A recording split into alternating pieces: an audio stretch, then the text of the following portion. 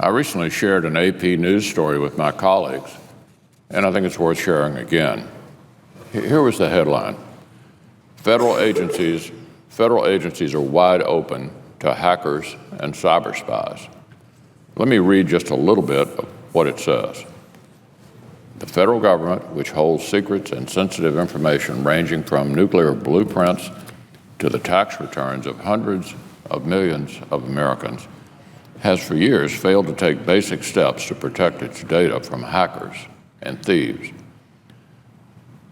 In the latest example, the Office of Personnel Management is under fire for allowing its databases to be plundered by suspected Chinese cyber spies in what is being called one of the worst breaches in U.S. history. OPM repeatedly neglected to implement basic cybersecurity protections. Its internal watchdog reported to Congress. Now look, that story should worry every one of us, Democrats and Republicans alike. AP referred to the massive cyber attack that recently struck the Obama administration as, quote, one of the worst breaches in U.S. history.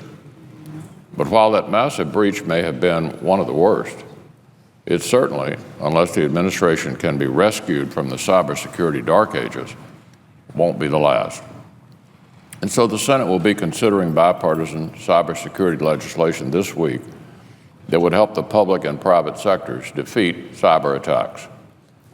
The modern tools it contains, through the sharing of threat information, would provide for the construction of stronger cyber defenses. The top Democrat on the Intelligence Committee says this bipartisan bill would also protect individual privacy and civil liberties. She's right. It contains strong measures to limit the use, retention, and diffusion of consumers' personal information. Information sharing with the government would also be voluntary under this bipartisan legislation. No wonder my colleague from California joined virtually every other Democrat and every other Republican to endorse this bipartisan bill overwhelmingly in committee, 14-1. No wonder this bipartisan bill is backed by a diverse coalition of supporters, too, everyone from the Chamber of Commerce to farm supply stores to your local community bank. This is a strong, bipartisan, transparent bill that's been meticulously vetted by both parties in committee and that's been available online for months, literally months, for anyone to read. My friend, the Democratic leader, has also publicly declared that the Senate could finish this bill, quote, in a couple of days, end quote. In a couple of days, he said, at the most. So with cooperation, we can pass the bipartisan bill this week. There will also be opportunity for members of both parties to offer amendments.